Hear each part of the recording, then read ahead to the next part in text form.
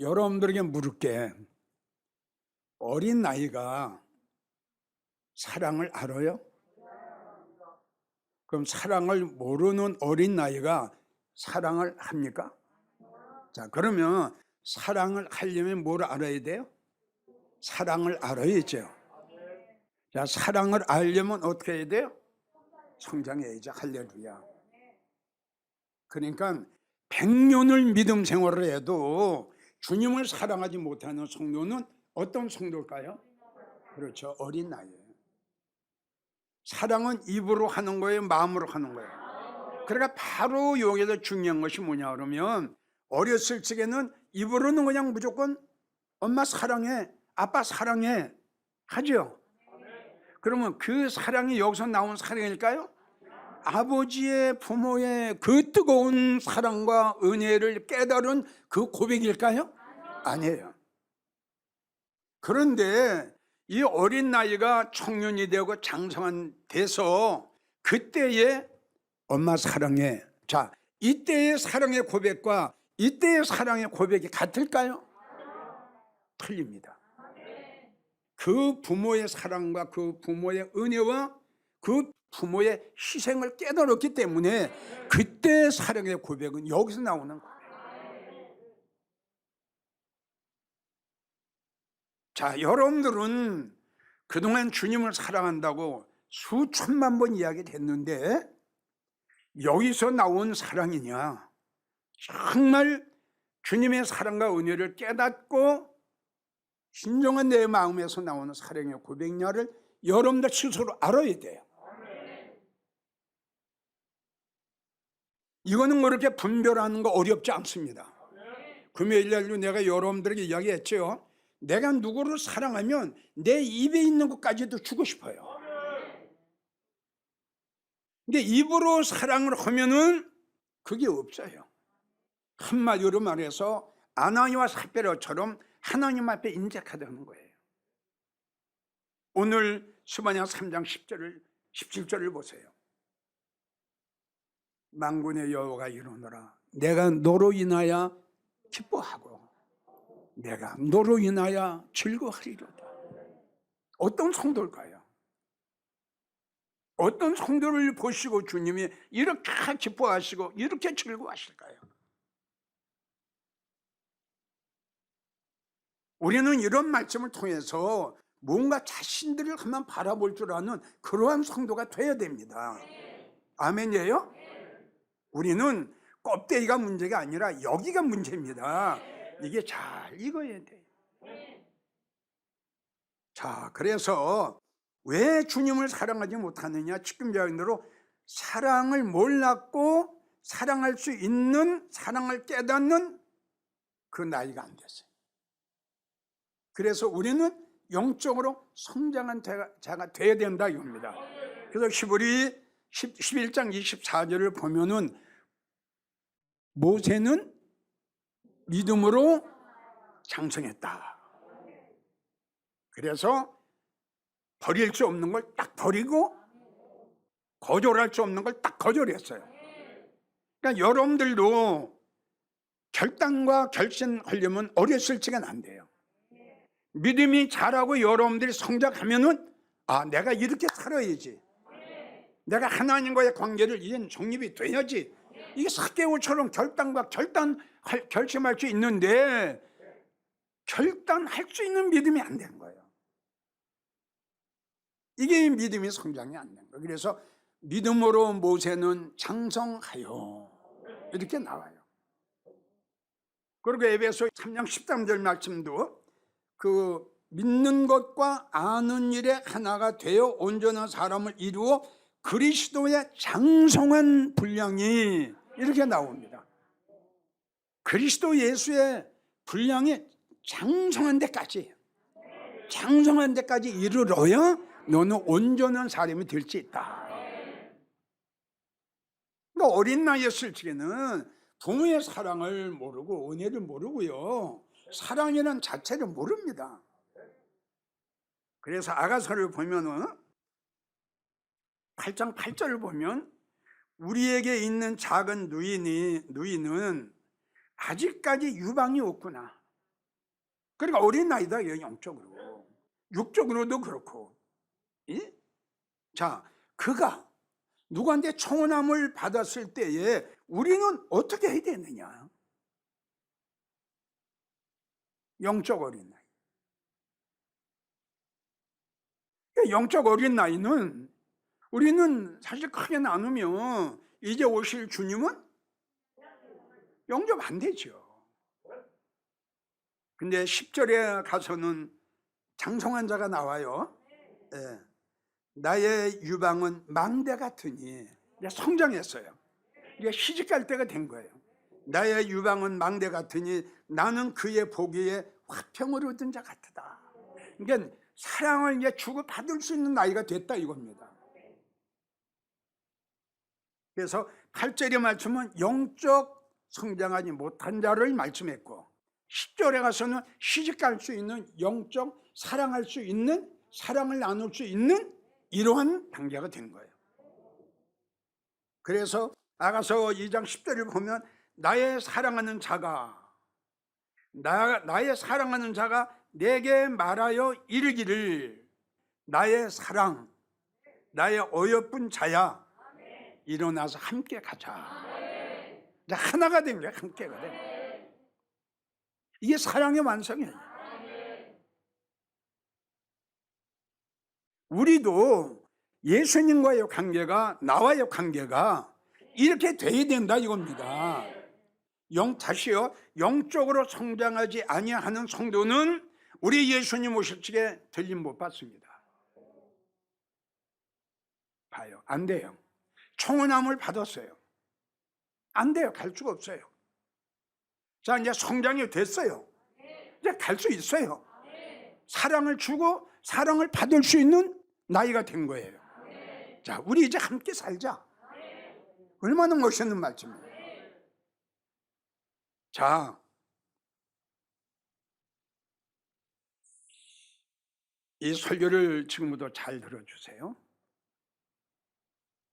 다시 한번 따라합니다, 여러분들. 주님을 사랑하면 신명기 23장 5절을 보면 너무너무 귀한 말씀이에요. 신명기 23장 5절을 보면, 우리 한번 찾았으면 다 같이 한번 봉독합시다. 네 하나님 여호와께서 너를 사랑하심으로 발람의 말을 듣지 아니하시고 저주를 변하여 복이 되게 하시리라. 아멘, 할렐루야.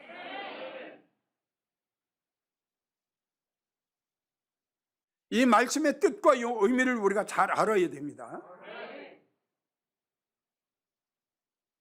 이 말씀의 근본적인 결론은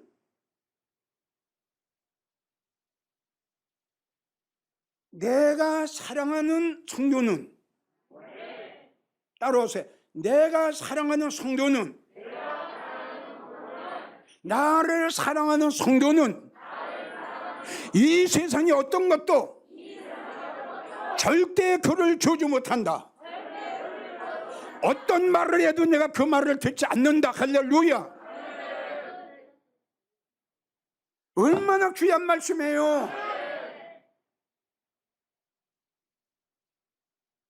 만군의 여호와, 네 하나님 여호와께서 너를 사랑하시기 때문에 이겁니다. 발람의 말을 듣지 않는다. 자, 우리가 허물이 얼마나 많아요. 우리 죄가 얼마나 많으냐고요. 얼마나 우리가 단점이 얼마나 많아요. 얼마나 불의가 많아요. 얼마나 죄가 많아요. 사단이가 나를 송사합니다. 마귀가 나를 송사합니다. 어둠의 세력이 나를 송사합니다. 더러운 것들이 나를 송사합니다. 하나님한테 말이에요. 이기웅 목사가 옛날에 이렇게 주님을 핍박했습니다. 자, 이랬습니다. 예수님 앞에 송사를 합니다. 하나님 앞에. 자, 마귀 사단이가 내 지난날의 과거를 이렇게 죄를 졌어요. 하나님 앞에 이야기할 때 그 사단 마귀가 나를 송사하는 그걸 들으시면은 나는 이제 끝장이에요. 자, 중요한 문제는 바로 여호와 하나님께서 너를 사랑하심으로 이거예요, 이거. 그래, 잠언 3장 17, 8장 17절을 보면 나를 사랑하는 자들이, 그러면 여기 이 말씀은 어느 성도인가는 하나님을 사랑했어요. 지금 이 성도입니다. 이 성도. 내가 너를 사랑함으로, 하나님께서 너를 사랑함으로 이 세상에 어떤 사단 마귀 원수들이 너의 지나간 과거의 잘못을 나에게 송사를 한다 할지라도 나는, 그러니까 여러분들이 알아야 될 것은 뭐냐, 내가 과연 주님을 사랑하고 내가 하나님께 사랑을 받느냐 못 받느냐 이거예요. 다시 분명한 것은 성경을 가지고 교회 나가는 모든 성도들에 해당되는 말씀은 아닙니다. 그래서 우리는 그 전에 은혜 받은 말씀이 있지요. 잠언 18장 17절을 보면 송사의 원고의 말이 바른 것 같은데 맞지요? 내가 죄 진 거 맞잖아요. 여러분들이 죄 진 거 주님 앞에 하는 건 맞지요? 맞는 거예요. 그들이 송사하는 내용이 맞는 겁니다. 그게. 여러분 죄 안 졌어? 그 죄를 다 하나님 앞에 송사하는 거예요. 그런데 하나님 보세요. 이 세상에 어떤 것이 나한테 송사를 해도 그들의 말을 내가 듣지 않는다. 그래서 다시요, 이 말씀에 해당되는 성도는 주님을 사랑했어요. 잠언 8장 17절, 이때 주님이 나를 사랑하신 거예요. 그래서 오늘 보면 너를 사랑하심으로 이렇게 나온 거 아닙니까? 그러니까 어떤 성도인가는 모르지만은 주님을 마음을 다해 극진히 사랑했더니 하나님이 말씀하시기를 내가 너를 사랑해. 그러니까 원수 마귀가 너에 대한 모든 지난날의 죄를 나한테 다 송사를 하는데 난 그거 안 맞아. 난 그거 안 들어. 시편 9편 1절을 보면 주께서 나의 의와 나의 송사를 변호하셨으며 보좌에 앉으사 의롭게 하나님이 심판하신다. 안 들으시는 거죠. 그래서 우리가 로마서 8장 33절을 보면 누가 능히 하나님이 택하신 자들을 송사하리요. 아멘. 크게 하세요. 의롭다 하시는 이는 바로 이 자리 이 성도들이에요. 이 성도들. 이 성도들이라니까. 의롭다 하시는 이는 나다요. 누가 송사할 거냐 이거. 죄 없는 사람이 어디 있어요? 허물 없는 사람이 어디 있어요? 문제는 나의 죄를 하나님이 누가 송사할 때에 그걸 받으실 거냐 받지 않으실 거냐, 이게 중요한 문제다. 이것이 발람의 말을 듣지 않으셨다. 아니 누가 그를 송사하냐, 누가 그를 정죄하냐. 아니 의롭다 하고 죄에서 해방시키고 죄의 사슬에서 풀어주는 건 난데 누가 저를 송사하냐, 누가 저를 정죄하냐. 여러분 이런 축복이 어디 있어요? 전에도 이야기했지만 우리가 모든 문제는 죄에서 해방을 받아야 됩니다. 그리고 율법에서 해방 받아야 됩니다. 쇠사슬에서 풀려야 됩니다. 자, 다시 한번 여러분들에게 물을게요. 하나님의 말씀은 말씀하신 이 성도는 누구라고? 주님을 사랑하고 주님 앞에 사랑을 받은 자요. 그러니까 여기 나오잖아. 너를 사랑함으로 그랬잖아. 발람의 말을 난 안 듣는다. 발람이 너를 저주로 해도 나 안 듣는다. 도리어 그게 변해도 내가 너희가 축복을 할 거다 그래. 얼마나 어마어마한 말씀이고 축복이냐 이거지. 저주가 변해, 저주가 변해서 복이 된다는 거야.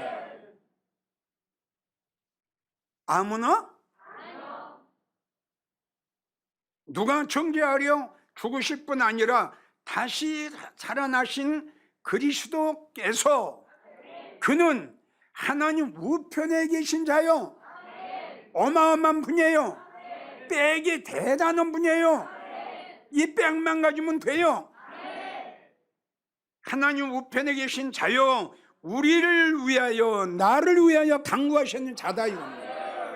누가 송사하고 누가 간구 정죄합니까? 이렇게 나를 위해서 기도하셨는데. 그래서 예레미야 31장 34절도 그 죄를 기억도 안 하시고 그랬어요. 이것 때문에 그런 거예요. 이 말씀 때문에 안 들으세요. 송사를 해도 정죄를 해도 하나님은 전혀 안 들으세요. 그래서 다시 의롭다 하시는 이는 하나님 신이 누가 우리를 송사하고 정죄할 수 있겠느냐. 이 말씀이 오늘 신명기 23장 5절하고 연결되어 있는 말씀이에요. 이 구약에 벌써 예언을 해놓으신 거예요. 그래서 시편 71편 2절을 보면 주님의 의로 나를 건지시고 주님의 의로 나를 교만의 사슬에서 풀어주시고 죄의 사슬에서 풀어주시고 저주의 사슬에서 풀어주시고 주님의 의로, 우리의 의가 아니에요. 잘 알고 가세요.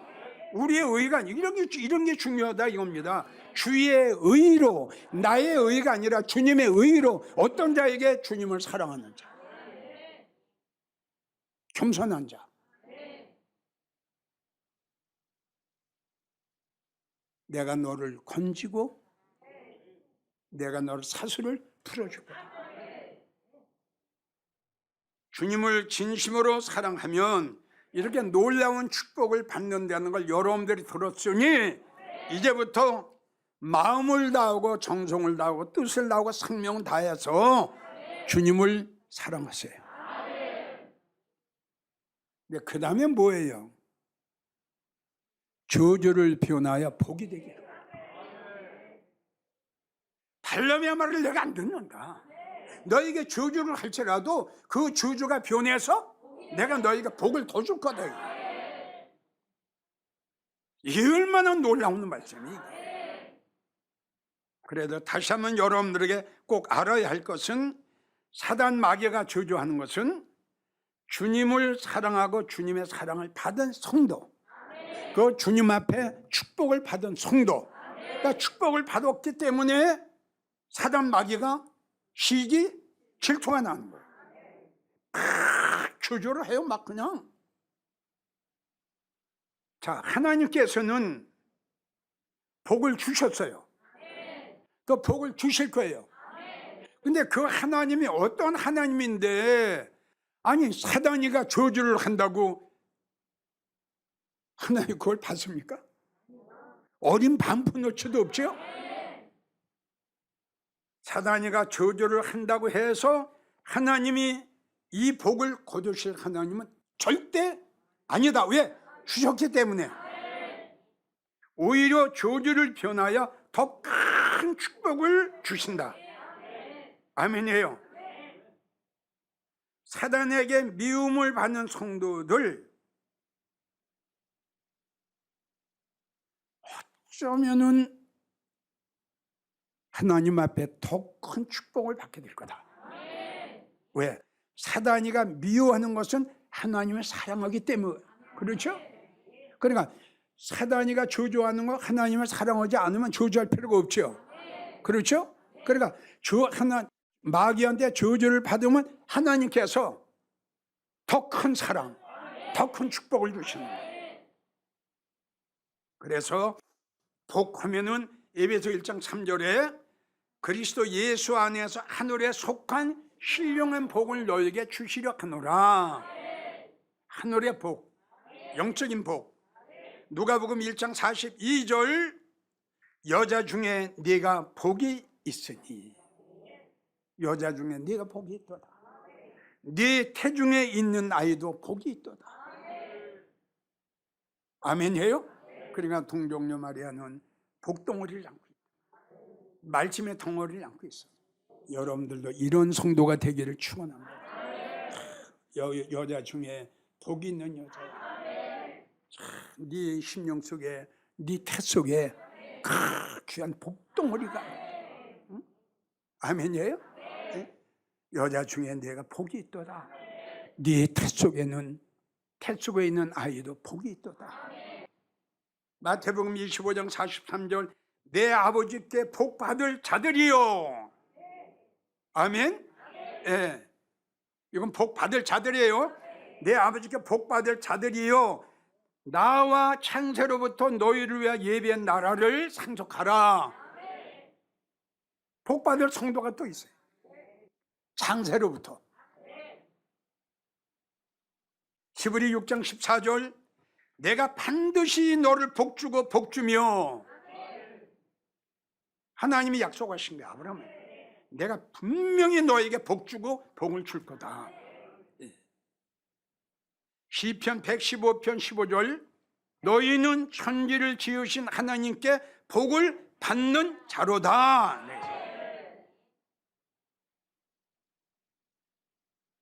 그래서 지금 제일 첫 번째 여러분들 소개한 것이 땅의 복이 아니라 하늘의 복, 신령한 복, 말씀의 복이다 이겁니다. 자, 아까 마귀가 불평을 하고 원망을 하고 시기 질투를 하죠? 하나님 들으신다? 저주가 변해서? 자, 왜 그러냐? 지금 여러분들에게 이야기한 대로 하나님께서 복을 주셨고 약속을 하셨어요. 언약을 하셨어요. 한번 들어봅시다. 시편 89편 34절 이하 내가 세운 언약을 파하지 아니하며, 할렐루야. 내가 너와 세운 언약을 파하지 않는다 이겁니다. 그러니까 어떤 것도 송사할 수가 없는 거예요. 내가 너와 맺은 언약을 파하지 아니하며 내 입술에서 낸 것도, 할렐루야 해서 내 입술에서 낸 것이 뭡니까? 그렇지요. 내 입술에서 낸 것도 반드시 이루리라. 이게 말씀이에요. 그리고 하시면 내가 나의 거룩함으로 한 번 맹세했으니 다윗에게 맹세한 걸 내가 어길 수 있겠냐. 똑같은 원리다. 시편 14편 24절 만군의 여호와께서 맹세하여 가로되, 맹세하십니다. 나의 생각한 것이 반드시 되고 나의 경영한 것을 반드시 이루리라. 무슨 뜻이냐? 내가 복을 준 자가 있다. 안 없어진다. 어떤 원수마귀가 너희를 저주할지라도 내가 너희에게 한 것은 변하지 않는다. 그래서 우리가 그동안 은혜 받았던 히브리 6장 17절 하나님은 약속을 기업으로 받는 자들에게 그 뜻이 변치 아니함을 맹세로 보증하셨다. 주님 오시기 전에, 우리가 들림 받기 전에 이런 말씀으로 우리가 마음의 인침을 받아야 돼. 결론입니다. 하나님은 복 주신 자, 그리고 하나님이 언약하신 자, 그리고 하나님을 사랑하는 성도, 그리고 하나님이 사랑하시는 성도들은 끝까지, 다 같이 끝까지, 이 세상 끝날까지 맹세하여 내가 너를 책임지리라. 이렇게 좋으신 하나님 사랑하고 사랑받으십시오.